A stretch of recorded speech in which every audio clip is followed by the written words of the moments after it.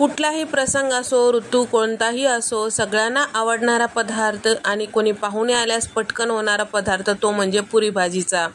साधी सोपी रेसिपी आहे. पुरीसोबत खाल्ली जाणारी ही भाजी मस्त चविष्ट कसं बनवायचं आणि त्यासोबत टम्म फुगलेल्या पुऱ्या कसं बनवायचं ते पाहणार आहोत. इथे मी पहिल्यांदा पुरीची तयारी करून घेणार आहे. तर 3 कप इतकं रोजच्या वापरातलं गव्हाचं पीठ घेतलेलं आहे आणि पाव कप बारीक रवा घेतलेला आहे आणि त्याचबरोबर 2 चमचे चणा डाळीचं पीठ घेतलेलं आहे आणि सोबतच चवीपुरतं मीठ टाकलेलं आहे आणि 1 चमचाभर पिठी साखर टाकून घेतलेलं आहे. आता हे सगळे कोरडे पीठ छान व्यवस्थित मिक्स करून घेतल्यानंतर यामध्ये आपल्याला तेलाचं मोहन टाकायचं आहे. तर इथे मी तेल साधारण 4 चमचे इतकं टाकून घेत आहे. तर या ठिकाणी मी तेल वगैरे गरम केलेलं नाही, साधंच तेल टाकलेलं आहे. यामुळे आपली पुरी थंड झाल्यानंतर सुद्धा मस्त खुसखुशीत आणि त्याचबरोबर मऊ राहणार. तर यामध्ये टाकलेले जे पीठ आहेत वेगवेगळ्या कारणामुळे वेगवेगळे पीठ टाकलेले आहेत. तर बेसन पिठामुळे या पुरीला छान खमंगपणा येतो आणि त्याचबरोबर रव्यामुळे जास्त वेळ पुरी जी आहे छान फुगून राहते आणि त्याचबरोबर जेव्हा आपण यामध्ये साखर किंवा पिठी साखर टाकतो त्यामुळे पुरीला छान रंग येतो. तर या ठिकाणी आता थोडं थोडं पाणी टाकून छान असं आपल्याला हे पीठ छान तिंबून घ्यायचं आहे. जास्त घट्टही नाही आणि जास्त पातळही नाही. पुरीचं जे पीठ आहे जास्तीचं घट्ट ठेवायचं नाही आणि जास्तीचं पातळ ठेवायचं नाही. मध्यम कन्सिस्टन्सीमध्ये पुरीचं पीठ ठेवायचं आहे. जास्त घट्ट ठेवताल तर पुरी फुगत नाही, त्याच्या कडा चिरा जातात लाटते वेळेस आणि त्यासोबत कडक होतात. पातळ पीठ ठेवताल तर व्यवस्थित लाटता येणार नाही आणि तेलकट पुऱ्या होतात. मी घेतलेल्या 1.5 कप पाण्यापैकी 4 चमचे पाणी इथं शिल्लक राहिलेलं आहे. पीठ झाकून ठेवूया म्हणजे छान असं भिजले जाते. भाजीचं वाटण तयार करण्यासाठी इथे मी मिक्सरच्या भांड्यामध्ये 2 इंचाचं आलं, 5 ते 6 सुक्या खोबऱ्याचे काप टाकून घेतलेले आहे. 15 ते 20 लसणाच्या पाकळ्या टाकून घेतलेल्या आहेत. 1 चमचा जिरे आणि त्याचबरोबर थोडीशी कोथिंबीर टाकून पाणी न टाकता हे वाटण तयार करून घेतलेलं आहे. आता भाजीसाठी इथे मी उकडलेले बटाटे घेतलेले आहेत. त्यावरची साल काढून उकळायला ठेवलेले होते म्हणजे पटकन आपल्याला भाजी करता येतो. तर मोठ्या आकाराचे 3 बटाटे आहेत आणि त्याचबरोबर वजनी म्हणताल तर 300 ग्राम आहेत. या पद्धतीने चमच्याने थोडंसं मॅश करून घ्यायचं किंवा याचे तुकडे करून घ्यायचं किंवा हाताने केलं तरीही चालतो. आता भाजीला फोडणी देण्यासाठी इथे मी कढईमध्ये साधारण 5 चमचे तेल टाकून घेतलेलं आहे. तेल छान गरम झाल्यानंतर अर्धा चमचा मोहरी छान फुलू द्यायचं आहे. त्यानंतर जिरे टाकून घेतलेलं आहे चमचाभर. छान फुलल्यानंतर पाव चमचा हिंग टाकून घेतलेला आहे. त्यानंतर इथे मी 3 मध्यम आकाराचे कांदे उभ्या फोडी चिरून घेतलेला आहे. या पद्धतीने उभ्या फोडी पातळ चिरून घेतल्यामुळे आपण जेव्हा याला भाजतो त्यावेळेस याच्या पाकळ्या सगळ्या वेगवेगळ्या होतात आणि भाजीमध्ये व्यवस्थितशीर सगळीकडे पसरल्या जातात. एक ठिकाणीच कांदा राहत नाही. आणि त्यासोबत थोडंसं भाजून झाल्यानंतर इथे मी तमालपत्र, दालचिनीचा तुकडा आणि हिरव्या मिरच्या मधोमध कट करून घेतलेल्या साधारण 2 ते 3 आहेत आणि कढीपत्त्याची पानं सुद्धा टाकून घेतलेली आहे. आणि त्याचबरोबर थोडंसं कांदा हलकसं गुलाबी रंगावर परतल्यानंतर यामध्ये एक मोठ्या आकाराचा टोमॅटो बारीक उभ्या पातळ फोडी चिरून घेतले ते सुद्धा टाकून घ्यायचं आहे.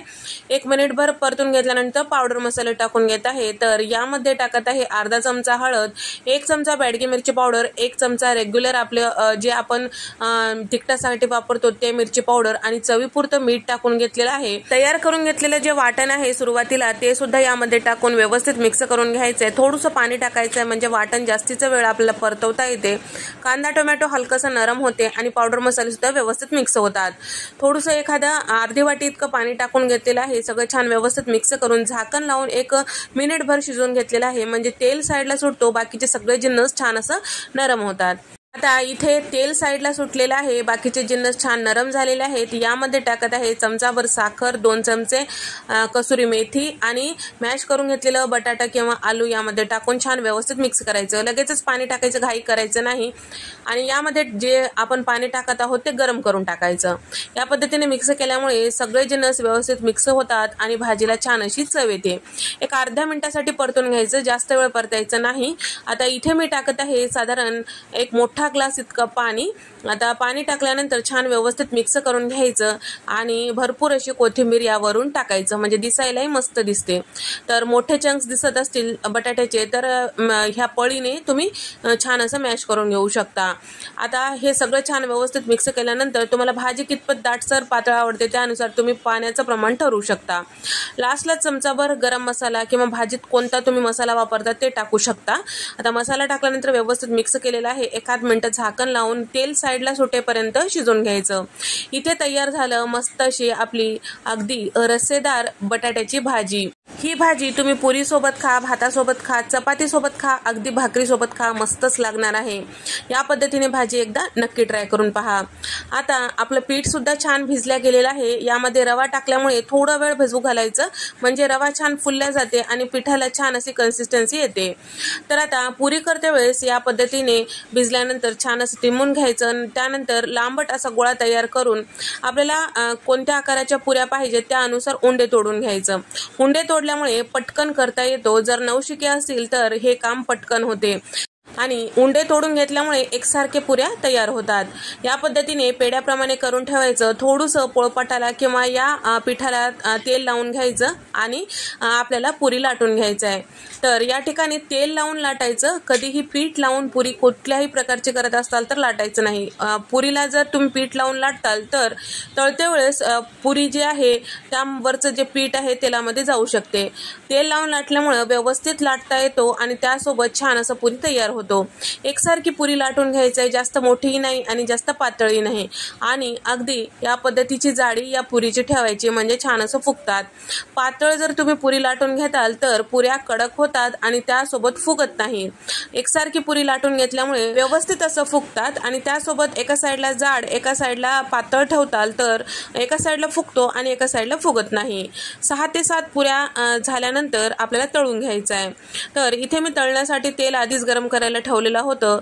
छोटा पिठाचा तुकडा तेलामध्ये टाकल्यानंतर वरच्या साईडला आलं आणि करपलं नाही, त्यावेळेस समजायचं की आपलं तेल छान असं गरम झालेलं आहे। तेलात सोडल्यानंतर झाऱ्याने थोडंसं पुरीला दाब द्यायचं, म्हणजे वरच्या साईडला फुगतो आणि थोडीशी तळून झालं की पलटून घ्यायचं, दोन्ही साईडला लालसर होईपर्यंत तळून घ्यायचं। तुम्हाला कितपत पुरी लालसर तळलेली आवडते त्यानुसार तुम्ही तळून घेऊ शकता। तर मोठ्या गॅसवर न तळता तुम्ही जर छोट्या गॅसवर म्हणजे बारीक गॅसवर तळताल तर पुरी तेलकट होतात, हे सुद्धा लक्षात ठेवा। तेलाचं तापमान व्यवस्थित गरम नसेल तरी सुद्धा तुमच्या पुऱ्या ज्या आहेत तेलकट होतात।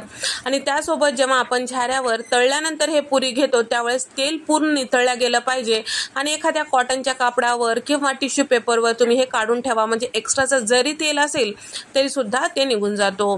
तर या पद्धतीने हे पुरी आपल्याला तळून घ्यायचं आहे आणि पुरी तळत्या वेळेस जास्तीचं आलटपालट करायचं नाही। 1 ते 2 वेळेस आपल्याला पुरी आलटून पलटून घ्यायची आहे। जास्त वेळेस जर तुम्ही आलटपलट हे पुरी करताल तरी सुद्धा पुऱ्या तेलकट। साधी आणि सोपी पुरी भाजीचा भेद आवडला असेल आणि यामध्ये जे टिप्स सांगितले ते आवडले असतील तर व्हिडिओला लाईक करा, चॅनलला सबस्क्राईब करा आणि तुम्हाला हा व्हिडिओ कसा वाटला कमेंट करून सांगा। अशाच मस्त नवनवीन आणि पारंपरिक रेसिपीजमध्ये आपण भेट देऊया। तोपर्यंत नमस्कार, बाय।